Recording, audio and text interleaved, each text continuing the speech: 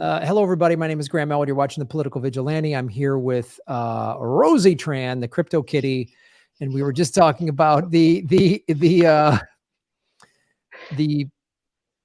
Silicon Valley Bank, and this is a traditional bank. It's not some crazy crypto exchange, and it is doing the same corrupt things because we didn't regulate. Bush, Obama, Republican, Democrat, Trump, none of them have regulated anything. The Republicans they're not regulating. They're printing money and handing it over in a giant, like Scrooge McDuck style bag. And they're saying, Graham, well, you need to pay your taxes, but these other people don't. And we're going to take your tax money as a hardworking middle class, person, and we're going to just hand it over. Yeah. But no, we don't have money for healthcare. Sorry, your arm's falling off, and that's fine. Oh, and yeah, people are the number one cause of bankruptcy is medical debt. Not to mention what's happened since COVID. We've had the single greatest upward transference of wealth. 100 new billionaires were created during all the COVID stimulus money. And you drive around, you and I travel for work as comedians. I haven't been all over this country in the last year or so, but I've been over a fair amount of it. And every city has closed up businesses, tent cities with homeless people. Forget about every city. Los Angeles is one of the wealthiest cities in the world. Right. If you drive down Sunset Boulevard, I was driving down Sunset Boulevard to go to a comedy event, and half of the buildings are shuttered, empty, spray painted, and there's homeless people sleeping in front of them. Yes. And then every other block is some new high rise of overpriced apartments, like $3,500 studio apartments or whatever, $5,000 one bedroom, $5 million penthouse condos, or overpriced apartments that aren't even really occupied. They're deliberately kept empty because the hedge funds know that if we keep a certain amount of these off the market, it jacks up rents and mortgages. So they're deliberately doing that. So America's just completely bankrupt. People are, you go to the grocery store, forget about it. I mean, $100 barely buys you any food anymore like it used to. I literally went to a coffee shop and a chai latte was $10. I mean, that's insanity.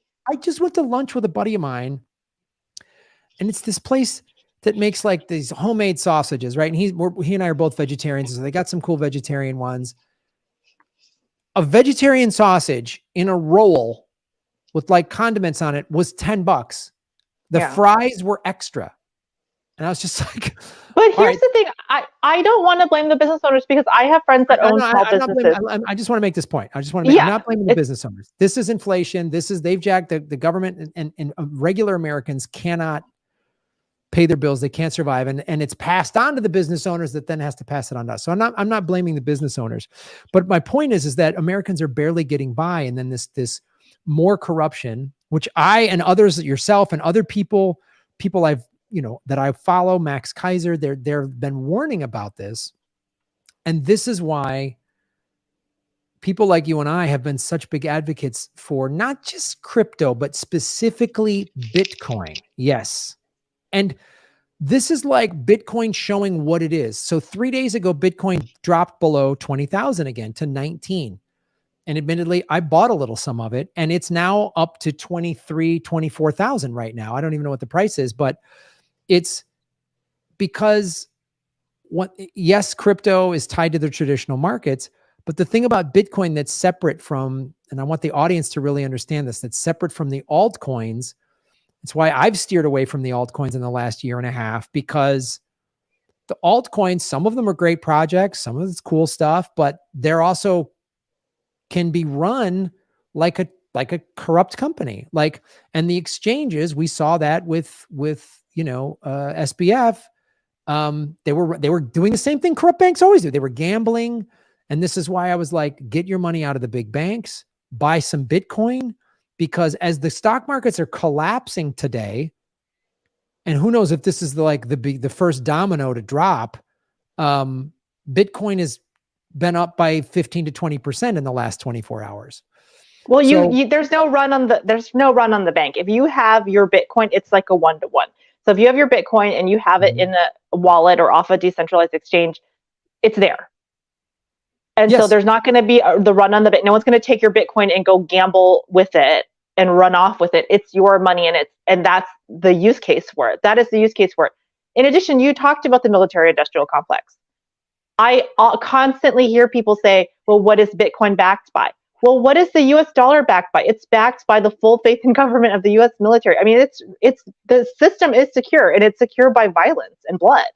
Right. Why is the USD the world reserve currency? And why are so many central bankers like Jamie Dimon so anti-Bitcoin? That should give you a big question mark over your head. Yeah, it's a threat. And you're seeing what's happening today. You're seeing why Bitcoin was created, because as you say, there's no Bitcoin CEO that can get pulled away in handcuffs because he was corrupt. There's no Bitcoin offices that can get raided and they were gambling with your money. If you have Bitcoin on a cold wallet, now if you have Bitcoin on a exchange, you're putting yourself at risk, and you should pull it off of there for these very reasons, because exchanges can be, as we saw with SBF. So, but it's really showing, like, if you own Bitcoin and keep it on a cold wallet, it's just increasing in value, and they can try to regulate it all you want, but if the whole world starts using it, which more and more people are going to use it, and when this, people start pulling their money out of traditional banks, because the thing that caused the run on the banks was big money people running to the bank, running to the Silicon Valley Bank. It was all VC, startup money. We're going, get my money out of there, pull my $1 million out of there. And that's what happened. I mean, they're all friends. They're all talking with each other. So the run on the banks now can happen at lightning speed, because everyone's got the internet and smartphones, and it starts trending on social media or whatever. So now it seems to me, and I'm just some Bitcoin people that I follow online are like, yeah, this is the moment Bitcoin was created for, because Bitcoin was created after the last financial crisis, right?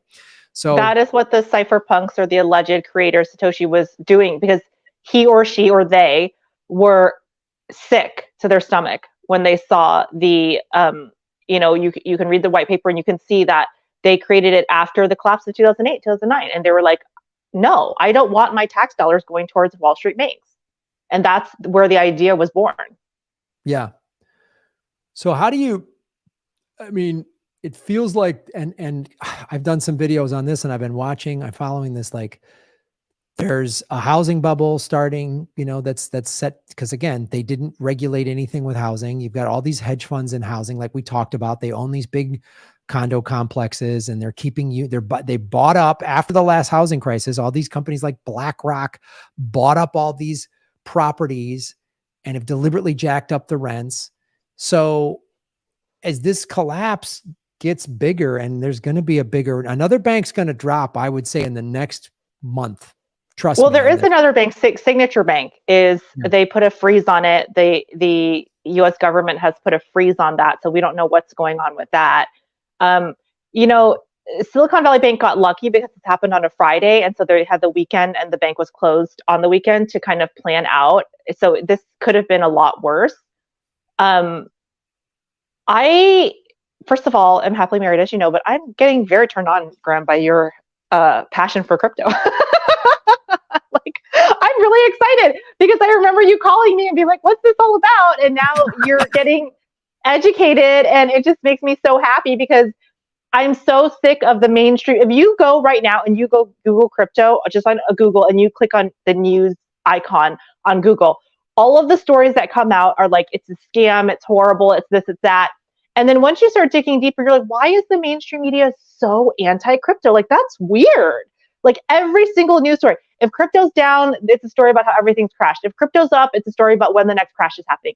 And you're like, why does MSNBC hate crypto so much? Why do these huge, giant, mega conglomerate media companies that are linked directly to Goldman Sachs and Wall Street hate crypto so much? And so you start doing a little research, and you're like, wait a minute, this is like the people's money. It's a form of being your own bank and custodying your own funds, and not having some central banker take my money and go to the casino with it. And so I think that's really important to understand. Yeah. And so where do you see this now that, like you said, there's another bank, Signature Bank, that's just frozen. I think we might have another bank or two in the next month, and the next 2 to 4 weeks go completely up, belly up. And where do you see where do you see this? How do you see this collapse sort of playing out? And where do you see then Bitcoin specifically going? Yeah. So first of all, hashtag not financial advice. I'm not a financial advisor. I'm a social media person that wears Hello Kitty ears. But I would like to say that I do consider myself somewhat of a crypto expert. I've been involved in cryptocurrency. Bitcoin was invented in 2009, and I got interested in 2011. And I didn't start investing in it at the time. I wish I had, because I was too scared and I felt, oh, I don't understand this. I'm not knowledgeable enough. But I think you're right on the money. I think having your funds in a credit union is great. Credit unions are nonprofit, but not just that, they're owned by the owners of that credit union. So the owners are people, not boards of central bankers and people that have their own best interests. So that's really important. But I would just keep my money I'm in a credit union as well. Just my spending money, so my operating cash, if I have to pay my rent or whatever. And then I would try to keep any savings in Bitcoin on a cold wallet, just for your protection, because, I know Silicon Valley Bank was tied to Coinbase, or they had some funds in it. A lot of people were banking with Silicon Valley Bank. But that's with any large bank, is that you need to be careful because they don't have your best interest. And I think that Bitcoin had a little bit of a bear market due to the SBF, the other one, the other SV blah, blah, scandal with FTX, and so all these acronyms. And so I think that that kind of scared the average person. But now that this run on the bank is happening, people are getting more interested in crypto, more interested in Bitcoin. Bitcoin is my cryptocurrency of choice because it is the kind of like the gold standard. It is decentralized. China has banned it 10 times, clearly unsuccessfully. Because as long as one person in the entire world believes in Bitcoin, it can't be stopped because it's decentralized, because there's no a CEO of it. Like you said, it's like the internet of money. It's people all over the world. And the best use case, it just happened right now with the Ukraine-Russia war, with people sending remittances. The traditional banking system was collapsed, and people were sending remittances to relatives in the Ukraine through Bitcoin and through wallets and transfers and stuff like that. So I think it's just such a great use case. My family is a perfect example. They fled a war-torn country. My parents lost everything. They lost their home. They lost everything, and they came to the US with the dollar in their pocket. If Bitcoin would have existed at that time, they could have had it on a wallet, or had it on their phone, or had it in a portable device. And even if you lose that portable device, it's still on the blockchain, so you can access it from another location if you have that that code. Yeah, and that's such an important thing. That's such a great example to bring up is what your family went through when it left Vietnam. It had nothing, and then again, Ukraine was a huge that war, which unfortunately is still going on because America keeps pushing it because there's a profit in it. But yeah, Ukrainians were able to get money in and out of Ukraine. When Russia got sanctioned, regular Russian people were able to convert. A lot of people went to Bitcoin there. And you're seeing this now. I really think that this Silicon Valley Bank, again, it's the same old story of corruption. They knew it was going sideways. They gambled the money. They dumped the stock 2 weeks ago. Like, they're just the same filthy corrupt.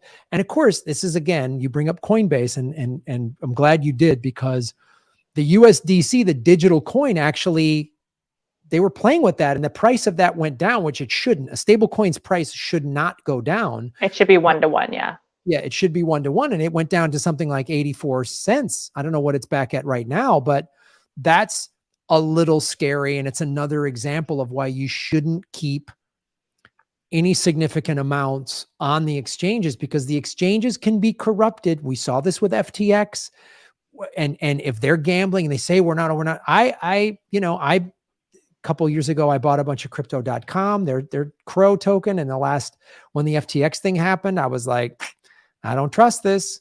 And I keep a little bit of money on the exchange if I'm buying something else, like if I'm buying Ether or and then I'll move it off. But I think it's really important. You said something really, really important in the beginning of the podcast. And you said, the Republicans and the Democrats, it's all the same. I think the Republicans get a really, really bad rap, and it's like the Democrats are all like peace and love and rainbow flags. But some of these Democratic leaders, I think, are more entrenched in the banking system than the average person would understand. We talked a little bit about Elizabeth Warren on the phone before. She is a Harvard professor. Was in banking and credit and finance for 20 years. And she is so against crypto. It's to the point where you're like, are you getting paid? Like it's really insane. And she's a very intelligent woman. She's not, people have this joke, oh, she's like a school teacher. Elizabeth Warren is a very intelligent woman. Mm-hmm. She is a very educated woman. A lot of people make fun of, AOC and oh, she was a bartender. You can't say that about Elizabeth Warren. She worked in finance and was a Republican previously and then switched to the Democratic Party. And so when she is railing against the average person having access to decentralized finance, but yet these big banks, I don't see her online at all right now railing against raising the FDIC limits to $10 million. I mean, I'm really struggling here, but who are you protecting when you're refunding $10 million in FDIC insured money? It's not the average Joe. Yeah. And you bring up a great point. Liz Warren is a very sharp woman, so she knows what she's doing. And if you go to Open Secrets, you'll see how much money she got from the banking industry. They all do. And so they're either willfully dumb, or in Liz Warren's case, I think she's paid. They're all paid to do this, just like they're paid by the healthcare industry to prevent Medicare for all. They're paid by the big banks and the financial. It's like we talked about Janet Yellen. She got whatever when we talked about this when she first got appointed. She got paid whatever $2 million to give Jerome speeches. Powell, I think our current Federal Reserve chair, I think his net worth is like $30 million. How did he get that net worth as an alleged public official that was never voted in? I know. And well, the same thing with and they all give these talks to these big banking institutions. Like, I remember when they reveal what Janet Yellen made, and I'm sure this is the same with Jerome Powell. People were like, do you think the people in those big banking industries they needed her to educate them on how the financial system worked? No, they were they're paying for influence because they know she's going to be in a position of power and she's going to pass regulation that's going to help them. And I'm not mad at Jerome Powell or Janet Yellen because they're doing their thing, but I am mad at Elizabeth Warren and other politicians like that because they're promoting this image of rainbow flags, as you say in your special, right? Skull fucking a puppy, but having rainbow flags and unity and trans rights and all these things, which I do believe in, but they're pushing this image. And then meanwhile, when, behind the scenes, it's like, they're like blowing bankers or whatever. And it's like, it's very, to the average person who isn't that politically astute or politically aware, you're going to vote for those people. You're going to vote them in because you really care about people. And so that's what makes me sad because it's, at least the Republicans, I think, are very transparent of what they're doing. And I'm okay with evil. that. They just come out and say it. We're evil. We hate gays. We love war. We don't give a shit about anybody other than ourselves. Like they just say it. And this is, I agree. I almost find that a little bit more respectable because you're like, okay, I know where you stand at least. Yes, I would respect, Rosie, I would respect somebody that just comes up to me to my face, says, Graham, I don't like you. I don't think you're funny. Go fuck yourself. Now, I might not go, all right, kiss my ass. But I'd rather have that than someone's like, oh, Graham's my buddy. And then they're backstabbing me. They're talking behind my back. And that's what the Democrats do. Are the Republicans homophobic and transphobic and all this? Like Ron DeSantis, he's awful. He's passing horrible legislation. But then again, this is the thing that these two parties do. This is part of the scam. They have about 3 or 4 issues that they're really different on, right? Guns, trans rights, abortion, and that's it. And everything else. I think a lot of the social issues, they really push them because it gets people emotional. Yes. And so then people aren't paying attention to, hey, guess what? We're allowing big banks to do these like collateralized loans, or hey, we're raising the FDIC limits from $250 to $10 million to protect, hedge fund people. And so people aren't really paying attention to these issues because they hear things that are very sensationalized about race or about, homophobia or whatever. And so they get really emotional and upset. And a lot of the posting I see on social media from my friends and family are those very hyper divisive policies and not these financial policies that most blue or red state people have in common. The average person is an average working Joe. You're not a billionaire. You're not, buying and trading Twitter for fun or whatever the heck you're doing, or doing a rocket ship to Mars against your other buddy's rocket ship to Mars, whatever, right? You're just trying to pay the bills. You don't have your yacht and your like support yacht, right? And so people get really emotional and upset about these political issues, which are important. I'm not saying they're not, but then they ignore these issues where there's quite bipartisan support between both parties because it benefits them. Of course. I mean, that's one of the things that woke me up. I very much voted for Obama, and I thought he was going to be so much different than Bush. And same cabinet as Bush, Goldman Sachs guys, all the same cabinet. It's been the same cabinet for like 20, 30 years. Yes. And then Obama, Bush lies about weapons of mass destruction to get us into an illegal war in Iraq. And then Obama dropped more bombs than Bush. And he passed the Marriage Equality Act, and I'm glad that he did. But people think that makes him like head and shoulders. I'm like, well, you're a privileged American that doesn't have to worry about drone strikes. So, Obama set the Middle East on fire. But there's real consequences to this. I mean, people don't understand. My mom has stories about waking up and going to class and her entire 5th grade class was dead because they were bombed. So, I mean, this is real trauma and real people's lives. It's not just, we're so distanced from war now because we just use drones. It's like a video game. I don't know if you've been, when I was traveling to support the troops, I went on bases and they train them like a video game to just kill, so that they're so disconnected from it that these aren't people. Yeah. And you think about then even just like, and again, that what happened to your mom, that's intergenerational trauma. So that's what war does. I know. That's why I must stand up. You haven't heard my acronym. I have like 10 minutes of new death materials. Yes. That's what you should be doing, Rosie. More that stuff, more crypto, talk finances. Go, Rosie. Do that. So it is intergenerational trauma, but it's just creating more and more of a broken world. And let me tell you, I am 100% positive in the year 2023, we have all the solutions to all the problems in the entire world. We just need to freaking do them. We just need to put them into action. We have all the money we need. We have all the wealth and resources we need. We have all the cures for all the diseases. I'm positive of it. I am positive that we could solve all the world's problems if everyone stopped fighting and just worked together and just ignored these fucking jackasses. And I'm hoping, and I think this is why they're so resistant to Bitcoin specifically, because they're smart enough to know the power of Bitcoin. They're smart enough to know they don't want to have, 30 million new millionaires in America that are just regular people who, sure, some of them are just going to go out and buy Lamborghinis like some of the crypto people do, but a lot of them are going to go, no, I actually can fund, like you say, I've done all these videos on all these different climate change reversing projects that are happening right now. They're there. They just need mass funding and need to be and they just need to be scaled up.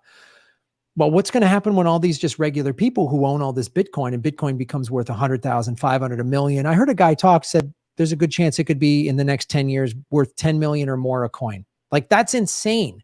So you're going to have people that are just, because I know what I would do if I had a lot of money. I wouldn't buy Maseratis and Rolex. I don't give a shit about that stuff. I lost my home to foreclosure thanks to Bush and Obama. So I would help people. I would in LA, because I've lived in LA for 25 years, I would just buy some apartment complex and put housing for the homeless. And I would fund like job training, drug treatment, mental health screening, and get people off the street and reintegrated back into society. And I know I could do that if I had real money. And I think that's their fear too, because right now the only way to make real money is to be just a godless, greedy, soulless asshole to suck wealth, exploit people's labor for wealth. Bitcoin, I'm not exploiting anybody's labor for wealth. Yeah, because it's code. And that's something that's really important. And that's why a lot of people don't understand either. It's war-free money. It's blood-free money. It's just code. And it's not based. Right now, we are getting money by exploiting people in the third world. We're getting money by bombing and taking resources. That's how the majority of wealth was created pre-19 whatever, is just exploitation of third world countries. That's why the French and the Americans went to Vietnam. John Kerry and John McCain and other people had massive contracts in Vietnam after the war. And a lot of people had massive contracts in Vietnam after they bombed, of course, and then they came and rebuild, because you need to rebuild after you bomb everything, Graham. And who else to better rebuild but these American contractors? Yeah. Yeah. So war is a very profitable thing, and it's sad, but it's a very profitable thing. Hey, we destroyed everything, so we need to rebuild it now, and we need contractors, and who's going to be the contractor but my buddy who's in with the government and this and that. And so it becomes this crazy. I saw that when I went to the Middle East to perform for the troops. The troops were getting paid, $40,000 a year. And then they had these really high-end contractors who were doing the exact same thing as the U.S. military, but they were getting paid six figures to do it. And who was it? Oh, well, it's John McCain's buddy's buddy. So, yeah. Halliburton or, KBR or whatever, which was Dick Cheney's company. And it's like, yeah, you and I as comics, I mean, you have a very personal experience being what your mom went through in Vietnam. And then also you and I saw as comics going to the war zones.